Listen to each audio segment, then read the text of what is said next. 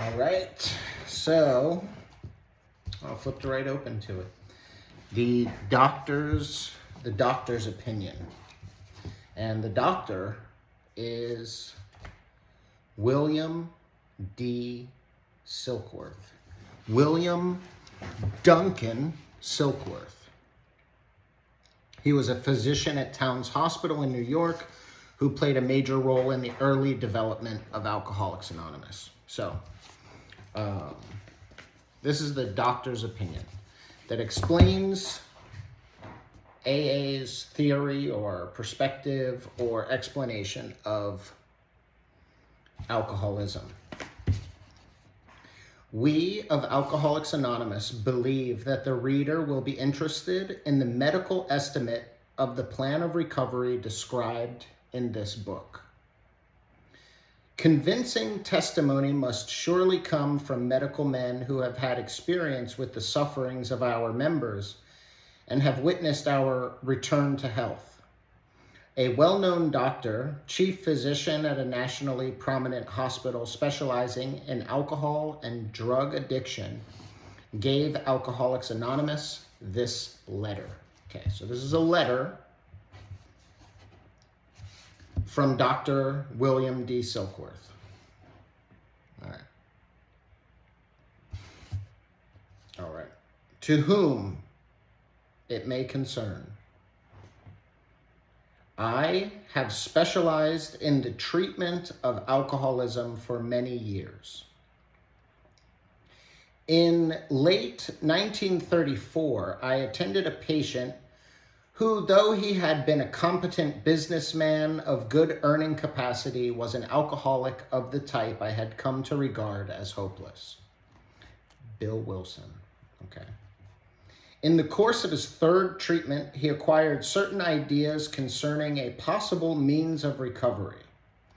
As part of his rehabilitation, he commenced to present his conceptions to other alcoholics, impressing upon them that they must do likewise with still others. This has become the basis of a rapidly growing fellowship of these men and their families.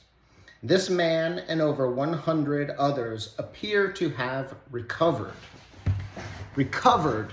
So if we look at how alcoholism and addiction was treated in the early 1900s, this time, it was not considered like prestigious for a doctor to focus on this. It was like they're morally corrupt, they have no willpower, they have no self-will, they're lost, they're hopeless, those people. There's nothing you can do for them. If they're an alcoholic or an addict, opium or whatever was pumping at the time, but it was not like it is today, where there are like really kind of famous people that focus specifically on addiction. There weren't these beautiful $50,000 a month treatment centers. There,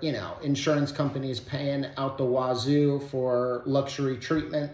This stuff wasn't happening. I mean, I'm sure to some degree it existed somewhere, but it's not like it was today. It was like, if you're an alcoholic, you're hopeless. And doctors kind of were just like, hey man, get into church or something. Like, go to church or put yourself in a psych ward if you can't stop drinking.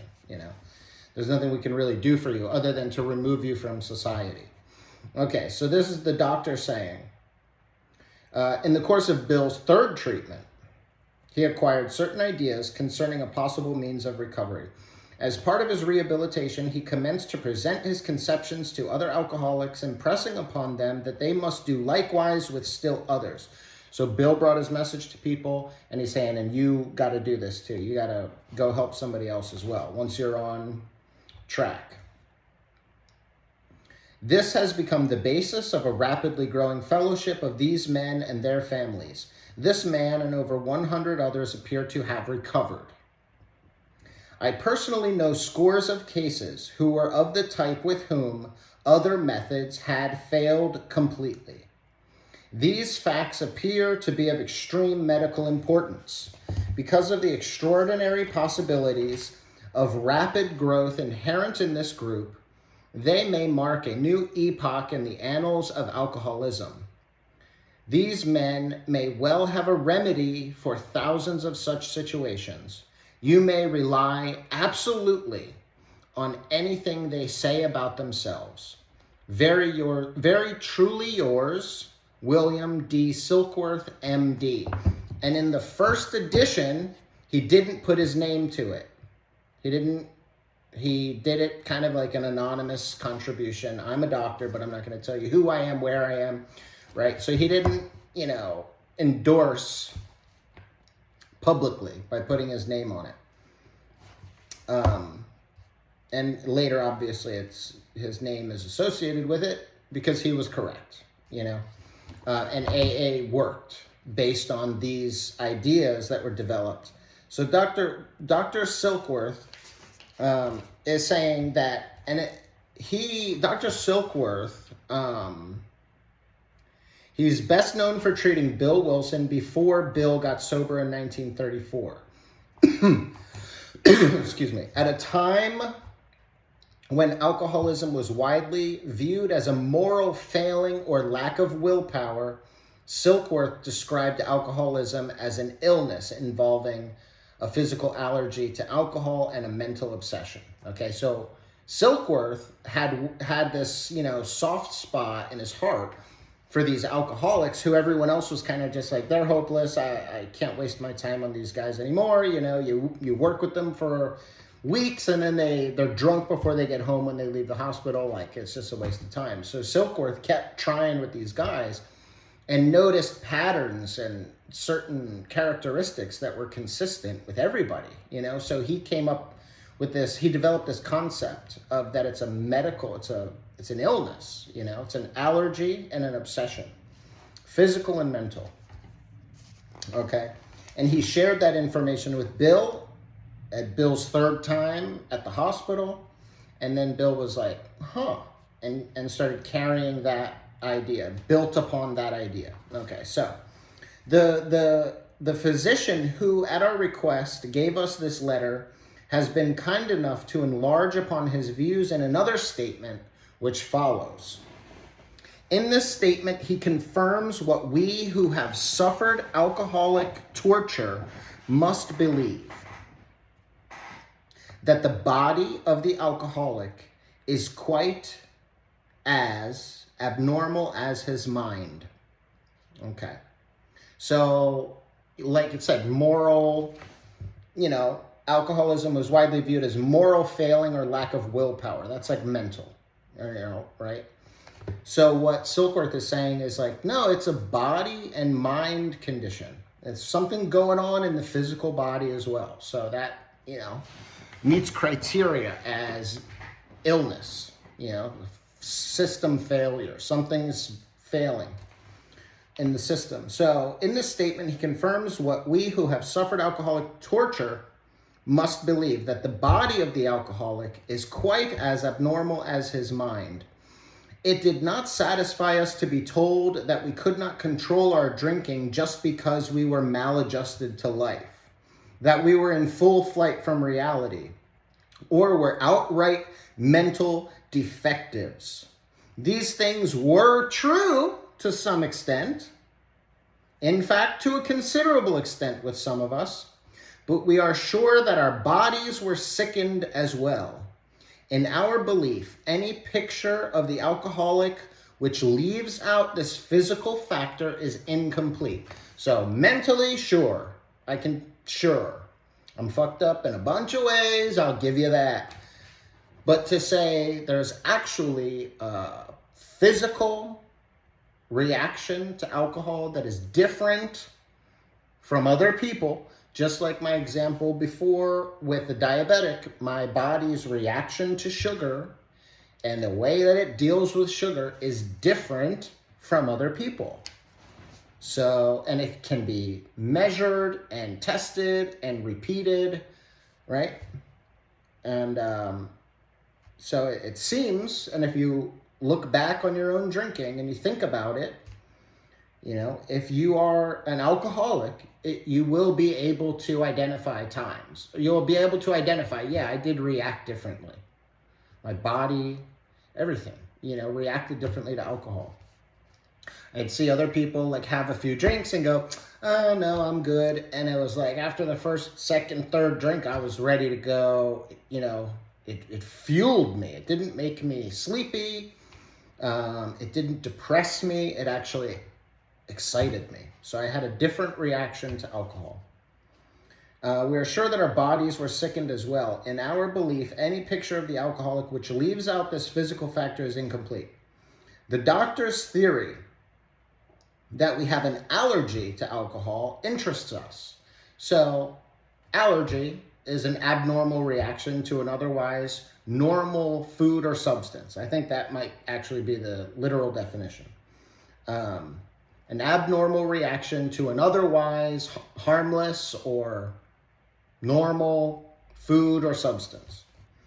Like peanuts, right? You know, my throat swells up and I need an EpiPen. That's an abnormal reaction to an otherwise normal thing.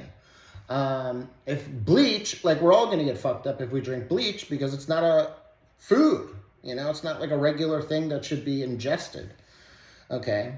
Pollen. Some people can breathe in pollen all day long. Doesn't bother them at all. Other people walk outside and they're fucked up, you know. So, whatever, hay fever, all that stuff. Freshly cut grass. You know, my neighbor, Bob, when I was a kid, would cut his grass like twice a week or some nutty shit. And wear like a doctor's mask. So like for years as a young kid, I was like, why is it? He was Dr. Bob, now that I think about it. Okay, but my neighbor's name was Bob. And I thought he was a doctor because he was wearing one of those masks, surgical masks. And finally I asked him, I said, why do you wear that? And he said, I'm allergic to the freshly cut grass. And I was like, damn, that's crazy. I love freshly cut. I love it. It smells delicious. And most people would agree, unless you have an allergy to it. Okay, so anyway. The doctor's theory that we have an allergy to alcohol interests us. As laymen, our opinion as to its soundness may of course mean little, but as ex-problem drinkers, we can say that this explanation makes good sense. It explains many things for which we cannot otherwise account. Why, when I take a drink, do I want nothing other than to keep drinking? Like, one beer at dinner would be torture. I'd rather just not, you know?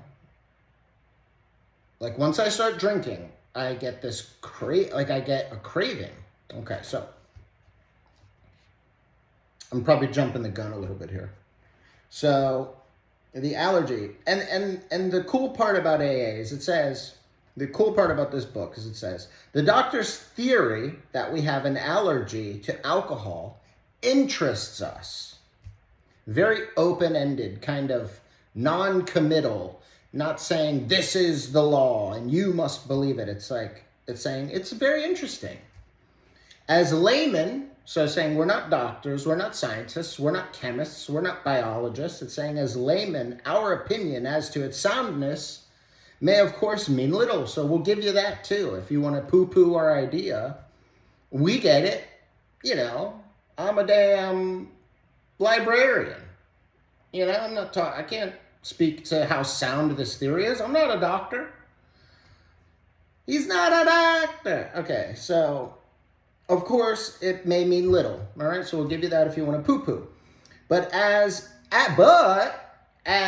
ex-problem drinkers, so as people who have lived this, we can say that his explanation makes good sense.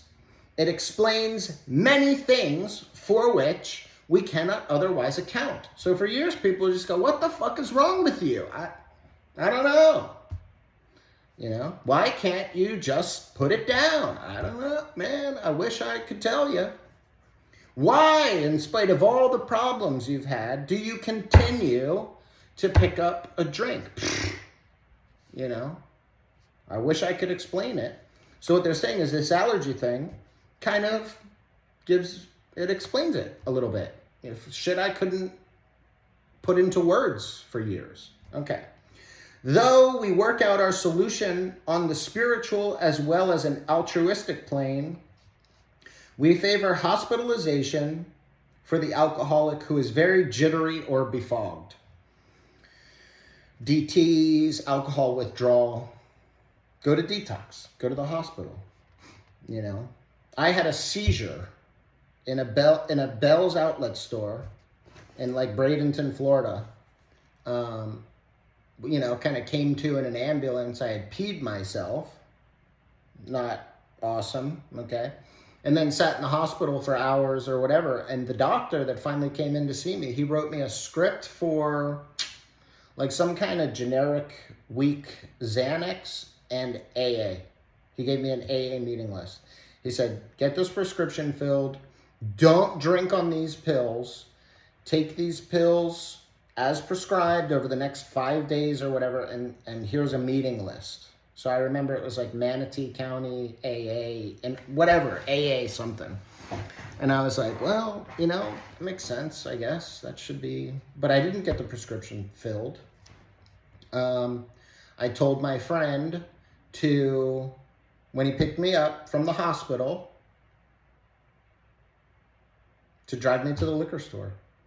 And he was like, bro, what? And I was like, dude, that's what I got to do right now. You know, like there's no pharmacy open. It's like 11 o'clock at night.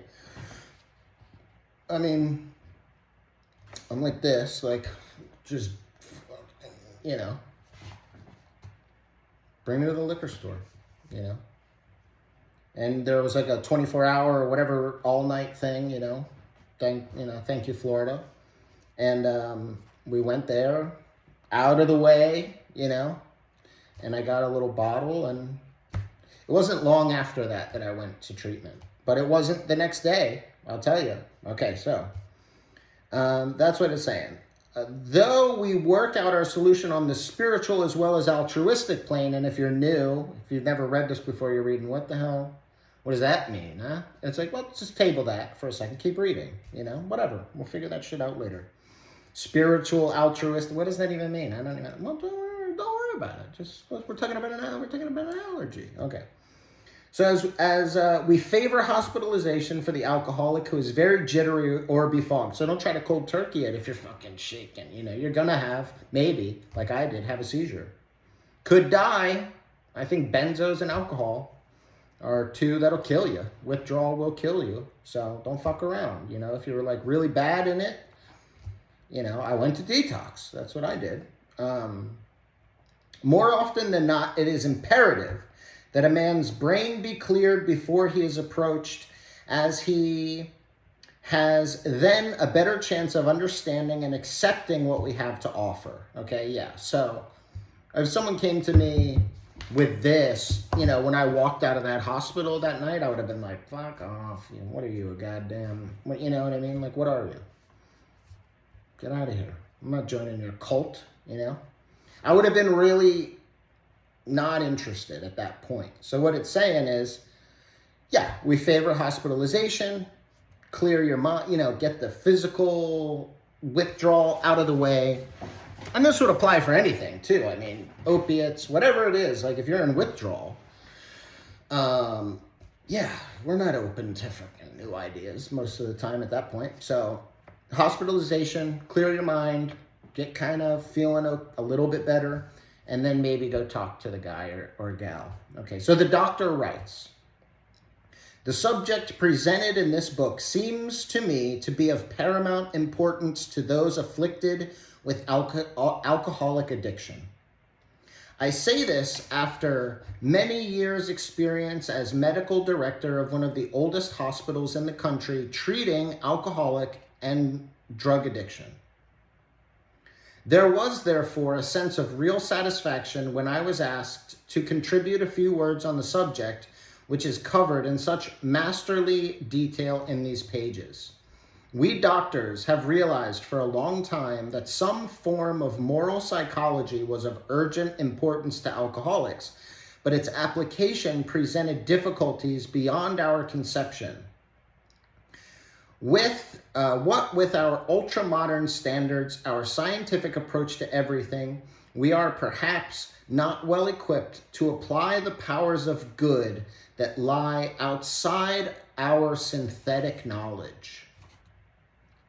So that's a lot right there. Okay, so the doctor is saying, the doctor is telling you, the subject presented in this book, okay, basically, first 164 personal stories in the back, alcoholism, what it was like, what happened, what it's like now, the steps we take to relieve ourselves of the mental obsession, okay?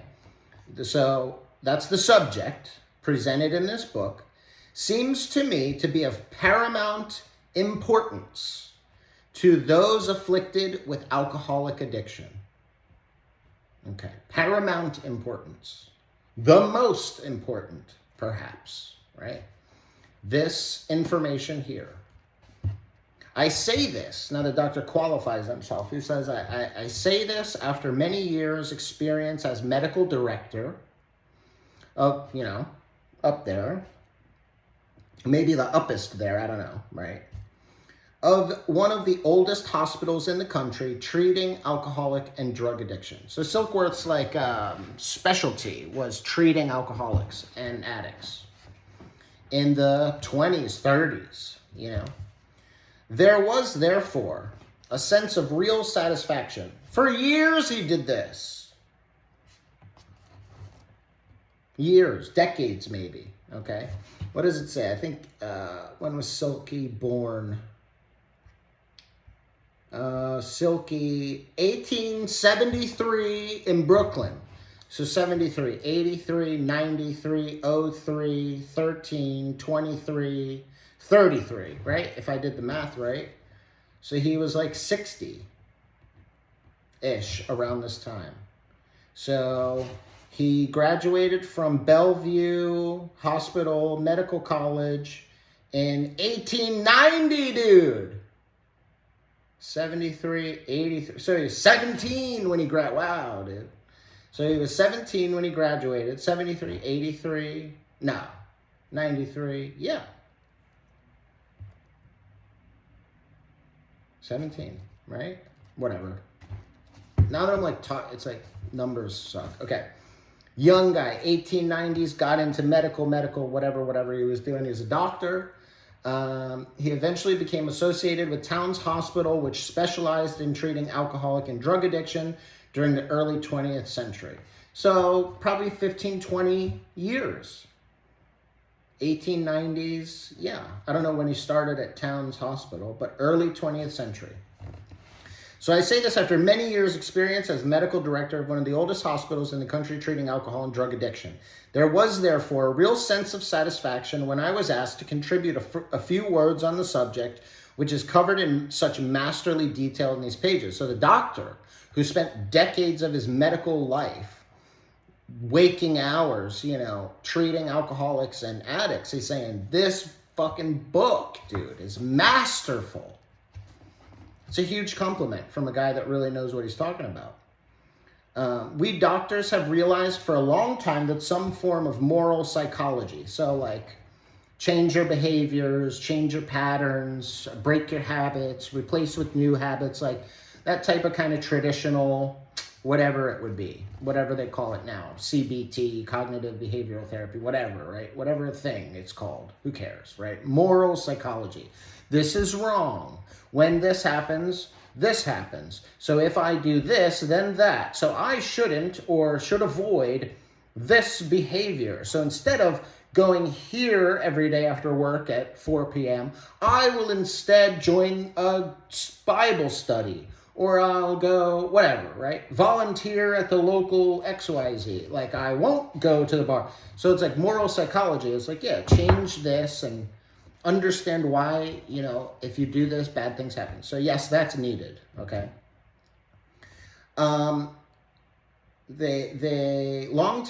Doctors realized for a long time that some form of moral psychology was of urgent importance, but its application presented difficulties beyond our conception. You can sit and tell a guy and he fully understands. Yeah, when I drink this, bad shit happens. When I drink this, I get arrested. When I drink... Yeah, my wife wants to leave me. I get violent. I get whatever. I understand that. but there was like a lapse, there was a gap into like, then why do you keep drinking? So its application presented difficulties beyond our conception. What with our ultra-modern standards in 1930 something, which, was modern for them, our scientific approach to everything. So even in the 30s, like we had gotten away from, science started to become king. Pharmaceutical became king. We are perhaps not well equipped to apply the powers of good. The powers of good. It's not capitalized, but it kind of implies like spirituality, something, right? Perhaps we are not well equipped to apply the powers of good that lie outside our synthetic knowledge. Okay. Many years ago, one of the leading contributors to this book came under our care in this hospital, and while here, he acquired some ideas which he put into practical application at once. Not next week, not tomorrow. He acquired some ideas which he put into practical application at once. Later, he requested the privilege of being allowed to tell his story to other patients here, and with some misgiving, we consented. So Bill came back, he was like, hey, you gotta let me talk to these alcoholics. And they're like, bro, you're just a Joe Schmo stockbroker off the street with like fucking 2 weeks sober, whatever it was, 6 months. What do you... All right, give it a shot. You know what I mean? Like, fucking can't hurt, basically. Excuse all the... maybe I'm a little too profanity today. I'll try to tone it down a little bit. We consented. These cases, the cases we have followed through have been most interesting. So again, interesting. In fact, many of them are amazing. The unselfishness of these men as we have come to know them, the entire absence of profit motive, and their community spirit is indeed inspiring to one who has labored long and wearily in this alcoholic field. They believe in themselves and still more in the power which, capital P, power, so we're getting a little bit more, something spiritual, and still more in the power that which pulls chronic alcoholics back from the gates of death. So this is the doctor saying Bill came back, worked with some guys, and holy shit, it's amazing. And here's why it's amazing. This is what he says. The unselfishness of these men, as we have come to know them. The entire absence of profit motive. They're not in it for any money whatsoever. Just saying. Just saying. A lot of places may be doing a lot of good and they kind of still go, hey, but we need your money. Okay? The entire absence of profit motive and their community spirit is indeed inspiring to one who has labored long and wearily in this alcoholic field. They believe in themselves, so they have some confidence in what they're doing, and still more in the power, capital P, which pulls chronic alcoholics back from the gates of death. So, little hint there again, something spiritual, not materialistic, something, the capital P, whatever that is, that pulls chronic alcoholics back from the gates of death. Of course, an alcoholic ought to be freed from his physical craving for liquor, and this often requires a definite hospital procedure before psychological measures can be of maximum benefit. So that's what I was talking about before. Some detox, like maybe medical help through the detox is fine. Cold turkey isn't a great idea for alcohol. We believe, and so suggested a few years ago, that the action of alcoholic on these chronic We believe, and so suggested a few years ago, that the action of alcohol on these chronic alcoholics is a manifestation of an allergy, that the phenomenon of craving is limited to this class and never occurs in the average temperate drinker. These allergic types can never safely use alcohol in any form at all. And once having formed the habit and found they cannot break it, once having lost their self-confidence, their reliance upon things human, their problems pile up on them and become astonishingly difficult to solve. Okay, so we believe, and so suggested a few years ago, that the action of alcohol on these chronic alcoholics is a manifestation of an allergy. Okay. That the phenomenon, which is like, what is that? Why? Okay, phenomenon. Don't even really know where it comes from or why they have it, but it's there. It's a phenomenon. It's there. We can see it. That the phenomenon of craving is limited to this class, alcoholics, and never occurs in the average temperate drinker. Average temperate drinker. So like the people that can go out and have a glass of wine with dinner, or the people that drink half a beer and go, oh no, I'm sleepy, whatever. Okay? They do not react to alcohol the way an alcoholic does. Their body is different. These allergic types can never safely, keyword, use alcohol in any form at all. Wine, beer, liquor, whatever, liqueur, totally watered down tequila with gallons of juice in it, barely any tequila at all. I would even say, non-alcoholic beer. It's got like 0.05% alcohol and it tastes like beer. I don't know why you're going to torture yourself. You know what I mean? I don't know why you're going to do that to yourself. Non-alcoholic beer is for non-alcoholics. That's what I was told. And then it's like, why would I want to drink? I don't know. It just seems a little torturous to me. So I've never done it. But there's 0.05% alcohol in there. It's not completely zero alcohol. And then saying, once they have formed the habit, so it's like, it's a invisible line. It's not imaginary because it's real. It's a line that we cross. And I think maybe some people are genetically predisposed. Maybe other people have no genetic predisposition. But in theory, if you drank enough, it's like your body almost kind of adapts to survive with all the alcohol, and you kind of flip, your body changes, and then you begin to respond. Your body's like, oh, we're going to drink this all day, every day. We must need it to survive. So now I'm going to crave it for you. I'm going to remind you that you need to drink this, right? Now, I'm not a doctor. That's always how I've thought about it. It's like, maybe I wasn't born an alcoholic, but I drank myself past that line to where something, maybe I was born an alcoholic. I don't know, right?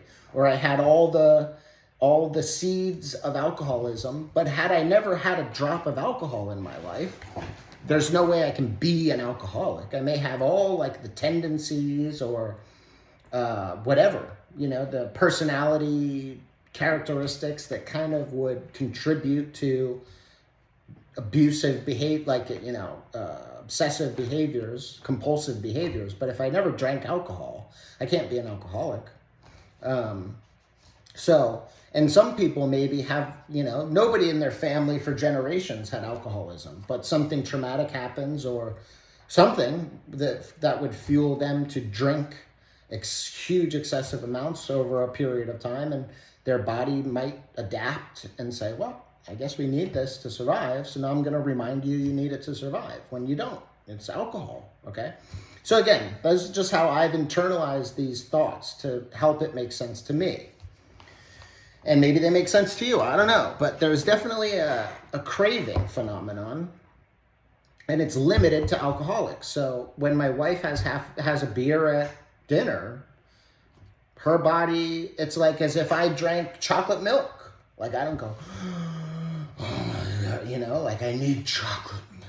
And then I go home and all I'm thinking about is chocolate milk for the next 7 days until I can have chocolate milk again. To her, a beer is like chocolate milk, you know, orange juice, anything other kind of food. It's like, yeah. Okay. So then it says, so we've said, once having formed the habit, found they cannot break it. So they tried to stop unsuccessfully. So I've formed a habit of drinking. I tried to stop, couldn't stay stopped, which contributes to then losing my self-confidence, my reliance upon things human. My wife, my mom, my friends, my kids, my boss, everybody's like, please stop. Please stop. Like, so my reliance upon things human. I'm going to leave you if you don't stop. Like, that doesn't work either. So my reliance upon things human doesn't work anymore. A doctor's telling me my liver's failing doesn't work. A judge sentencing me to jail doesn't work. Okay? Putting one of those blowy tests on my car so it starts doesn't, you know, human. Reliance upon human. Things human doesn't work. Okay? Their problems pile up on them and become astonishingly difficult to solve. So now I've got all these other just worldly problems as a result of this continuous behavior. On top of that, I can't go 6 hours, 4 hours without a drink because I start shaking. I start fucking convulsing. I have a seizure. So I have to drink now. If you're at that point, you know, I have to drink so I can go to work. I have to get through the day. I have to pay the bills, you know. So all these things start to pile up and become astonishingly difficult to solve. And then the next paragraph is another kind of famous catch line that you hear a lot. Frothy emotional appeal seldom suffices. The message which can interest and hold these alcoholic people must have depth and weight.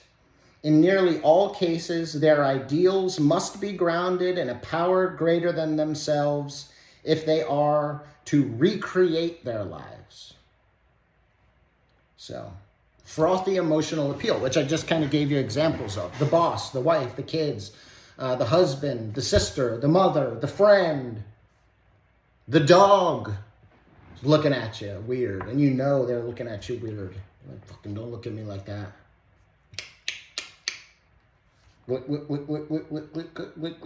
Stop looking at, go lay down, because the dog knows even. Okay? That something's not right. Senses your energy. Your fear and panic. It knows. The dog, your mom, nobody. Human emotional appeal doesn't work if you're an alcoholic. People begging you, dude. Can't do it. Just isn't powerful enough to overcome the phenomenon of craving and the mental obsession. And if you know, dude. That's the thing. Like, even if you're like, I'm new here and I don't really want to say I'm an alcoholic, but I've definitely had problems. I got a DUI, XYZ, great, bad, whatever. And now I'm here. I'm sitting in this meeting. But I don't want to admit I'm an alcoholic. Okay, that's fine. You don't have to.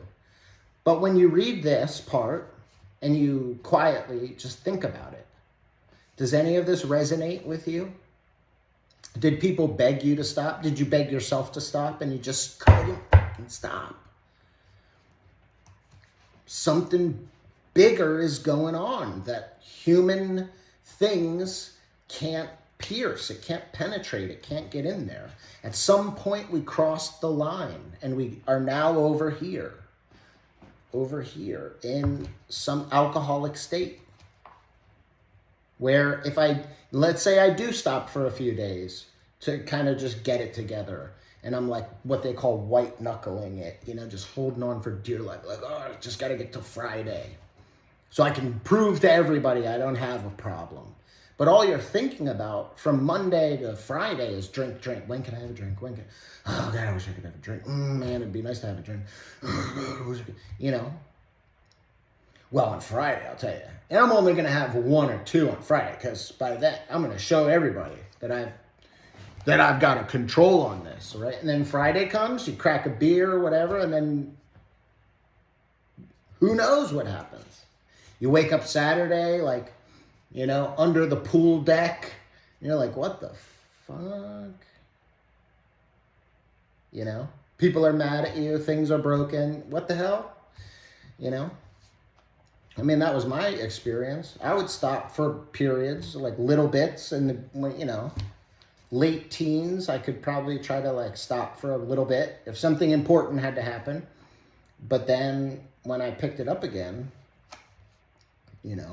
I wake up with a huge gash on the side of my face. What happened? Well, you passed out completely sideways and took the side view mirror off my car with your face.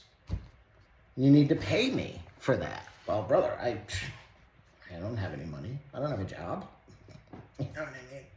And the money I do have, I have to spend it on this thing that I can't stop doing, right? So that's a true story. I took my buddy's side view mirror off his car with my face.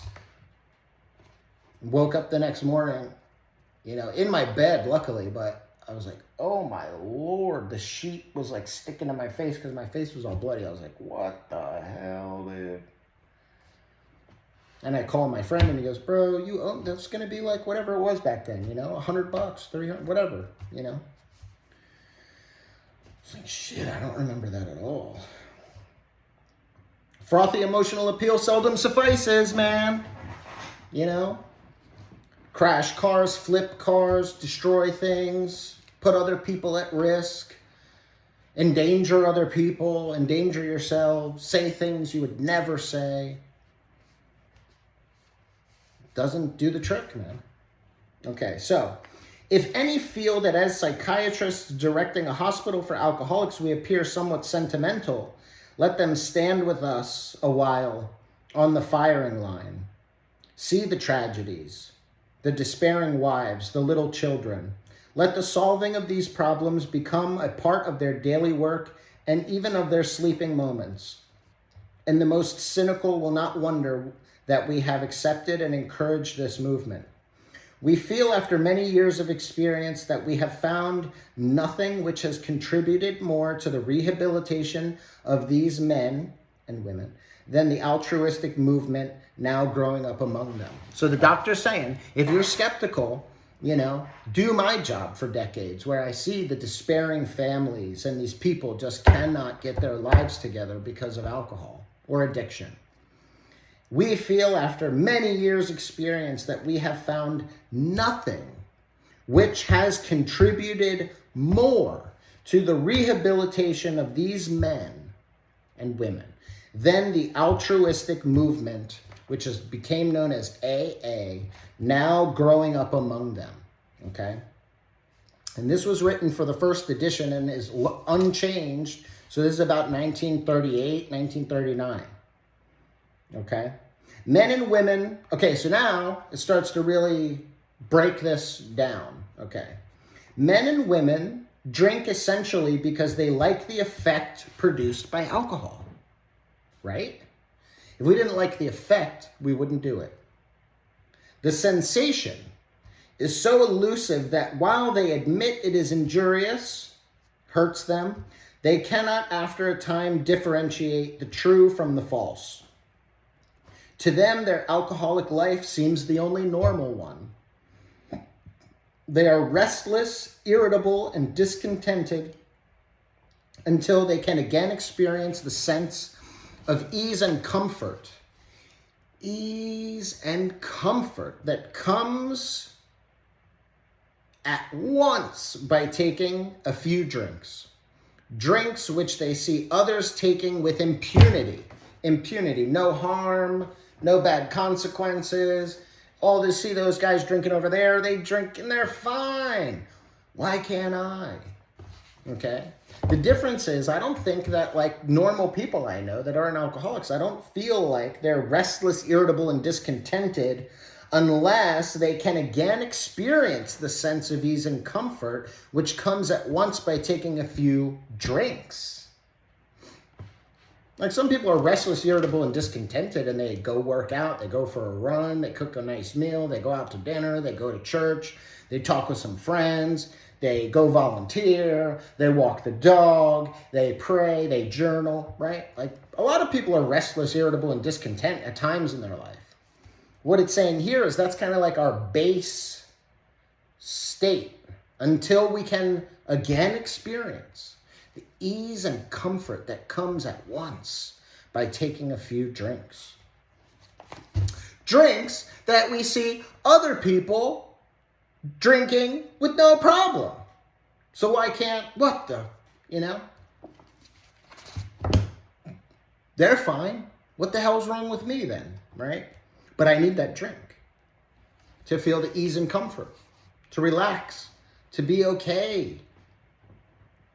After they have succumbed to the desire again, as so many do, and the phenomenon of craving develops, they pass through the well-known stages of a spree, emerging remorseful with a firm resolution not to drink again. Right? Have we ever done that? So I go period, a bit, a day, 2, 3, 4, a week, a month, a year. No drinking, no program, just no drinking. And then after I have succumbed to the desire again, relapse. As so many do, the phenomenon of craving develops with the first drink. I pass through the well-known stages of a spree, right? So whatever that is, a few days, a few weeks, maybe months, for some people years, and then emerging remorseful with a firm resolution not to drink again. This is repeated over and over. And unless this person can experience an entire psychic change, there is very little hope of his recovery.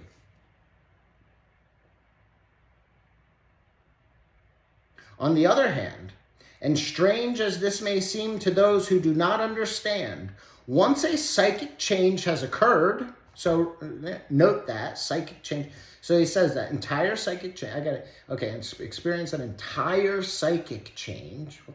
What does that even mean? I don't know. Okay, so table that.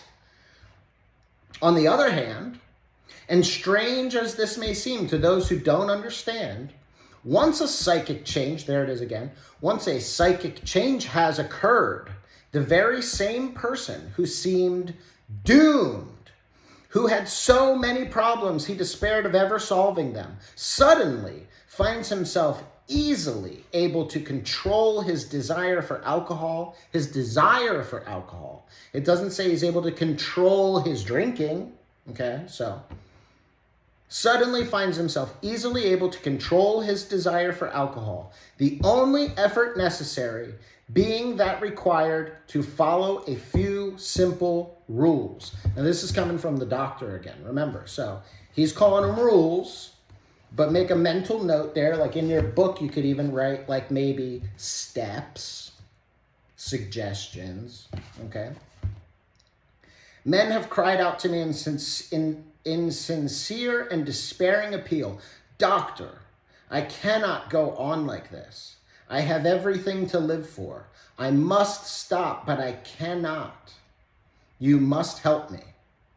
Faced with this problem, if a doctor is honest with himself, he must sometimes feel his own inadequacy. Although he gives all that is in him, it often is not enough. One feels that something more than human power is needed to produce the essential psychic change. Okay. More than human power, psychic change.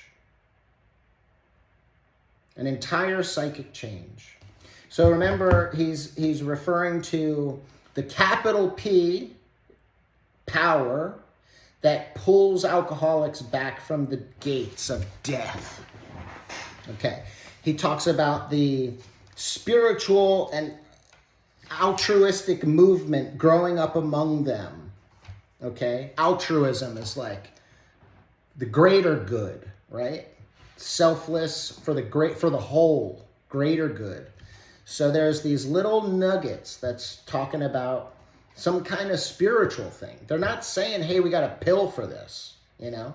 They're saying there's some stuff we're going to do that's going to produce a change in how your whole psychic system, your whole mind system works or operates. So unless they can experience, and he's saying they're doomed unless they can experience an entire psychic change. Unless this person can experience an entire psychic change, there is very little hope for his recovery. But once the psychic change has occurred, the very same person who seemed doomed suddenly finds himself easily able to control the desire to drink. And the only effort necessary being that required to follow a few simple rules or suggestions or steps, whatever, you know. Because they say rules are made to be broken, right? Like rules, you can break a rule, you know. You can't break a suggestion. It was just a suggestion, you know. The steps, like, you know, you can't break the step. You just take it or don't. Take a step or don't. Stay there then. There's steps. You can use the steps if you want, or stay there. It's okay. So it's totally open. It's all about, so it's weird. We have no self-will when it comes to alcohol in the beginning. That's what it's saying. Willpower isn't enough, man. And if you've tried and failed, you know. Okay? But then it's all about, like, just be willing. We're going to give you some suggestions, some steps to follow. And if you do them, the only requirement necessary is some effort, or the only effort necessary is to just take these suggestions. He's saying, you're going to have the entire psychic change we're talking about, and then you're going to be able to easily control the desire for alcohol. You'll be able to see it, and it won't even bother you anymore. You won't even think about it, actually, you know? 18 years of sobriety for me, I don't think about it. It's not like, ooh, man, they're drinking. I wish I could, you know. You will have like the occasional like, you know, like it's been 18 years. I mean, I was very young when I came in. Maybe I kind of overreacted, you know. But when I really go through this and I think about it, I met this criteria at a very young age. From the first time I drank, from the first time I experienced drunkenness, I experienced these things: the mental obsession, the phenomenon of craving. And as I drank more heavily in my late teens and then very early 20s, I drank, like I had access to it. I had the kind of independence to do what I wanted. It's not like I was living at home with my mom or my dad. Like I had independence and I had access to alcohol, and I made the choice. Like, this shit makes my life easier to deal with because I don't like my life, and I'm going to drink every day. And then when I kind of realized, well, I probably shouldn't drink every day, I was like going to class and I was starting to feel like the jitteriness inside of me, and I was like, ooh, that kind of, you know, and I didn't know for sure, but I was like, I sort of know what this is. So on my way to class, which at the time I took like a train all the way into the city to go to a school because I didn't live on campus. Crazy long, weird story, but I stopped off in Chinatown in Washington, D.C., and I walked into a liquor store with a fake ID. I showed him this totally obviously not me fake ID. And he was like, what do you want? I put a bottle on the counter.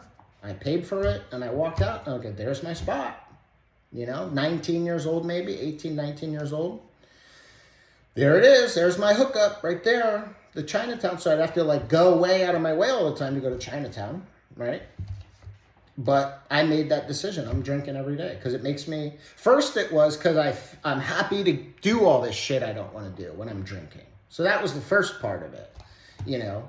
And then it was, when I don't do this, I start to royal rumble in my whole body. I can't go through a whole day like that. Like, that's torture. So I would just drink. I know how to stop this, and that's what I did. And then, you know, progressed that 3 years. When I tried to stop, sincerely one day, my friend who I was living with said, just don't drink today, dude. We'll go to the beach, we'll have fun, we'll do shit. Like, just come with me, don't drink today. And I was like, all right, man. You know, he made such a big deal out of it. I was like, all right. I had a seizure, you know. Woke up in an ambulance, went to the hospital. I told that story already, but... So there it was. It was like, oh, if I don't drink, now if I don't drink, really bad shit, scary shit, you know, hospitalization type shit happens. I'm not just like uncomfortable. I'm like hospitalized. All right. So I was like, okay, well, and that went on for a little while longer. And it was like, all right, this obviously isn't going to work. So I got to do something. I got to go to treatment, whatever that meant at the time. I said, okay, I got to go to rehab or something. And my aunt and my dad, and, you know, I said I need to do this. And they were all kind of like, finally, dude, you know, we've known this for a while. And I went and I did detox 3 or 4 days or something, went to treatment, did 96 days treatment. And I shook like this for the first week in treatment because I only did like 4 days of detox, which like got me through. I'm not going to probably have a seizure, but I definitely wasn't feeling good. And being in a safe environment for me, I mean, if I hadn't been in a institution, I would have drank. Because, like, my body needed it. So, when I'm now, and I go, well, maybe I could have a drink. You know, I'm much older and wiser now. It has nothing to do with it. It truly has nothing to do with it. You know, my older, wiser, richer, smarter, poorer, stronger, faster, doesn't matter. Doesn't matter. I reacted a certain way to alcohol. And if I just take a moment and think back and I go back and I read some of this stuff and I go, what was it? Okay, yeah. It's like, yeah, I reacted this way to alcohol. This was me. And now I'm here, right? I did some things. I guess I had a psychic change. And now I'm able to control my desire, which I don't really have one, you know? The life that happened as a result of the steps is so much better than whatever the hell alcohol is going to give me. Minutes, hours, a day, whatever, you know? Like, what is it going to give me compared to what I have in my life today, you know?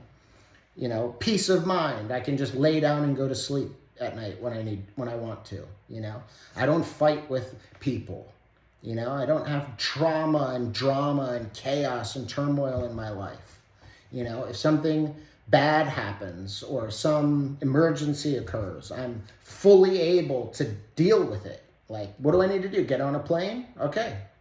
You know, where do I need to be? Where do I need to go? What do I need to do? I'll be there. And I have 100% confidence in that. Not because I'm fucking awesome, but because this shit is awesome. And it showed me how to be that person. And like what to do to be that person. And then once I started kind of being that person, I was like, wow, this is way better than people thinking I'm like shady and might steal their shit or unpredictable. You know, like what's he going to do today? What's he going to do tonight? Is he going to show up? Is he not? Is he going to be drunk? Is he going to black out and take the side view mirror off my car with his face, you know? Is he going to fight his friends in a blackout and get his ass beat again, you know? Like, we don't want to. And then I drive him home. I just beat Devin's ass and had to drive him home and drop him off on his porch, you know? I don't like that. I mean, it wasn't really fun. There were fun times in there. There were exciting moments in there, but the overall thing was bleak. and sad. And I haven't had any of that for 18 years. Like literally almost like no physical altercations and minimal emotional fights, like arguments, beefs. I don't have that shit. Drama. I don't have it. It's not in my life. Entire psychic change happened. I did these things. I followed these rules, as Dr. Silkworth calls them. And, you know, let's see, 1, 2. So we're like kind of halfway through this. And I thought this might be a 2-parter, you know.